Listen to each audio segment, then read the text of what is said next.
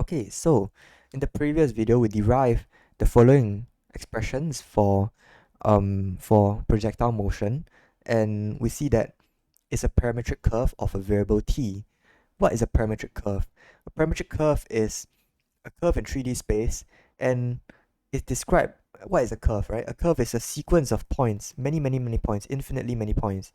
So how do we describe such a curve if we need to provide infinitely the data of these infinite number of points? The answer is that we provide coordinates of each point, right? And specifically, we provide functions for each coordinate. So we provide, instead of just providing one x here, and then another x here, another x here, it suffices to provide x as a function of time, right? Where time is a parameter, we go along this curve. So perhaps at time t goes to 0 is here, time t goes to 1 is here, time t goes to 2 is here. And because we have a symbolic representation of x as a function of time, right, any value, any real value, I substitute in here like 0.0001, right, the infinitely many real values I can substitute into this x of t will give me infinitely many x coordinates. And this collectively, right, if I have y of t and z of t, right, these three, by varying time t, so if I give you time t equals to 0, you can tell me what x, y, and z is, because you have the functions x, y, and z in terms of time, right? If I ask you time t equals to 1, you can tell me exactly x, y, and z at t equals to 1, right? If I give you the whole set of real numbers for the values of time t, right, you can tell me the entire infinitely many collection of points, right, of x, y, and z, right? It's infinitely many points, and these infinitely many points form the trajectory of the particle. So that's what a parametric curve means, right? It means that the coordinates of the curve, right, the coordinates of the points on the curve are parameterized. They are functions of my parameter t. And question, is there other parameterizations? Absolutely. You can have very well scaled up time, right? Maybe you say the time runs slower, then this parameterization would, the functions of course would look a bit different, but you can parameterize the curve in many ways.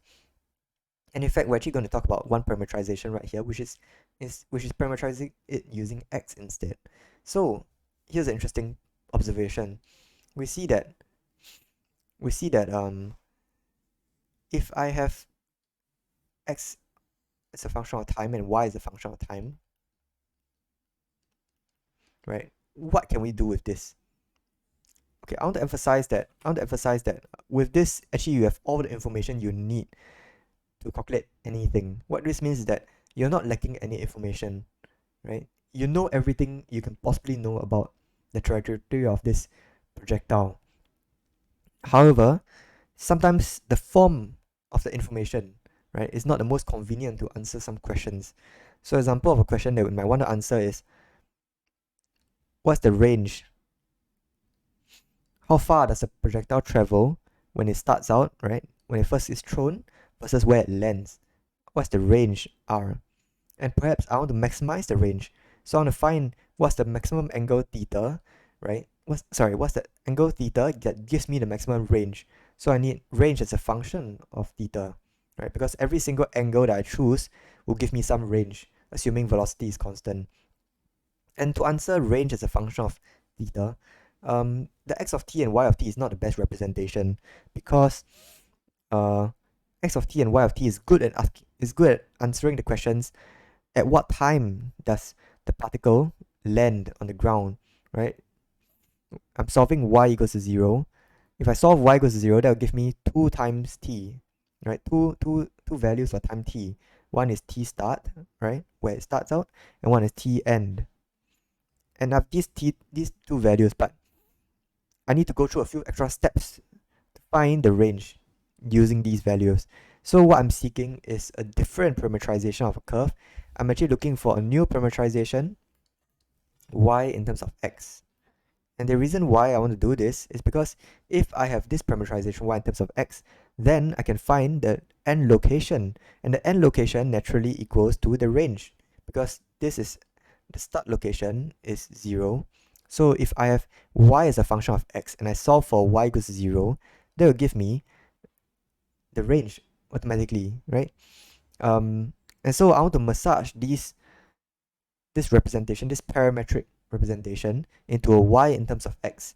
And this can be thought of as a reparametrization, choosing a different parametrization of the curve. And the reason is because x as a function of time is monotonic, meaning that meaning that x is assuming u cosine theta is positive, right? As time increases, my x increases also. And the function, in fact, is actually a linear function, right? Which means it's 1 to 1, meaning that every value of, if I plot x as a function of time, every value of time gives me a single value of x. Every value of x corresponds to a single value of time. And only when there's this 1 to 1 mapping, right? Sometimes we call it injective, or sometimes we call it bijective, but basically it just means 1 to 1, right? For every value of x, there's one time. Because of this property, right? Because x is a monotonic function of time, I can write time as a function of x. And it just corresponds to a rearrangement of 61, right? So I can find the inverse function t as a function of x. And using this, I can substitute this t in terms of x back into equation 62 and get me y as a function of x. And this, you see, doesn't have any time dependence, right? This curve describes precisely what the trajectory looks like in the xy plane. And with this, it's much easier to find the range. Alright, so this is in the next video we'll talk about range, and we'll talk about okay, actually we just talk about it in this video since it's more or less the same concept. So now if I solve for y of x equals to 0, so I'm looking for values of x that cause y, this function, to be equal to 0. And you can see that this is a quadratic function, so you can just apply the quadratic formula, but it's even simpler than that because there's no constant factor. So if I factor out x equals to 0, I can factor out x minus 0, factor out value of x. And so one solution corresponds to x start equals to 0. And the other solution, it turns out, will just be this, right? I trust you can derive it yourself. It's very simple. So now, right, you see that I have xn as a function of 3 values, right? U, the initial velocity, g, the gravitational acceleration, and theta, the angle which I project it by. And so whenever you have an expression like that, right, whenever you have figured out the math, it's always useful to think about what it means physically. So the range xn is a function of 3, or rather it depends on 3 parameters, right? U, g, and theta. Okay, so if I increase the velocity u, right? If I increase u, you see that the range increases. That makes sense, right? If I throw it faster, it's going to go further. If I decrease gravitational acceleration, if I decrease gravitational acceleration, it's going to cause the object to go further, because decrease in the denominator causes xn to increase. That kind of makes sense. If I'm throwing something on Mars or the moon, right, it's going to go further because it falls down more slowly, right? So it's a longer time to travel in the air, right? And because horizontal velocity is still the same, right, gravitational acceleration doesn't affect the horizontal component, right? Gravitational only affects the vertical. And so because the horizontal velocity stays the same, and because my particle has more time to spend in the air, it goes further. So that aligns with our intuition. Lastly, right, this sine 2 theta, what can we extract out of this? It's always useful to look at the endpoints, right? Suppose theta is 0, right? Suppose theta is 0, that means I throw the thing literally horizontally on the ground, right? So the time that it's going to hit the ground is obviously just going to be the very next moment, right? So the range is 0. So that means that theta equals to 0 will get me xn equals to 0, which makes sense, right? If I throw it, I don't even angle it up. I'm just throwing it horizontally. Obviously, it hits the ground next moment. So that matches our intuition. How about vertically, right? What if I throw at theta equals to 90 degrees?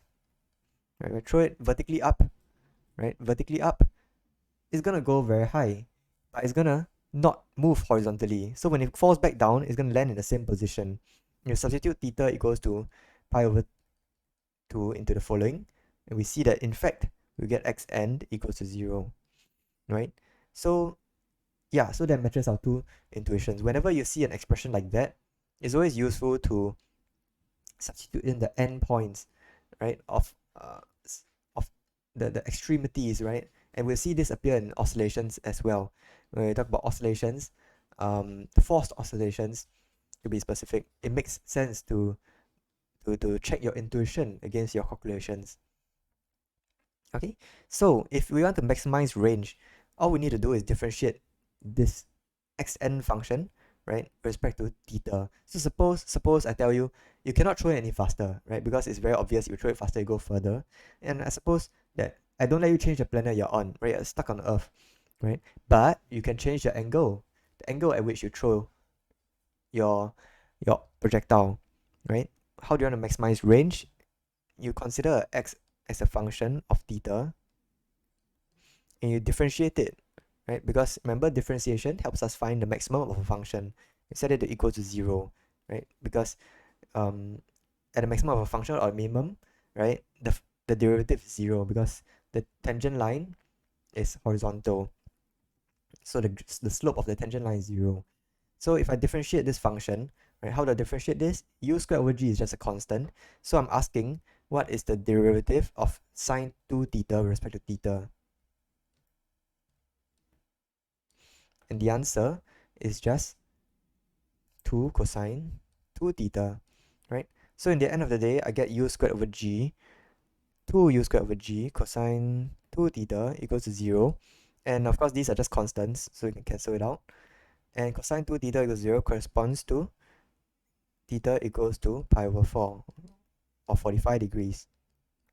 Right, so this is how we derive that we must throw something at 45 degrees to maximize the distance that it travels, at least on horizontal ground.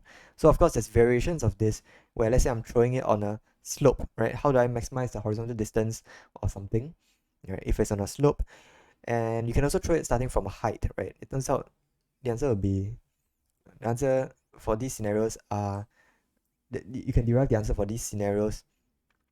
And yeah, there's a lot of interesting, more advanced projectile questions they can answer. But fundamentally, all of them come from solving parametric equations. The moment you see this, right? The moment you see this, you should rejoice because you actually have all the information you need. The only remaining test of your skill to answer the question is to massage the information you already have into a form that is useful for extracting what the question asks, right? So there's, in some sense, you have already won. It's just it's just how good you are at to extract information from the answer, right? So yeah, so that's projectile motion, and now we'll go through some questions.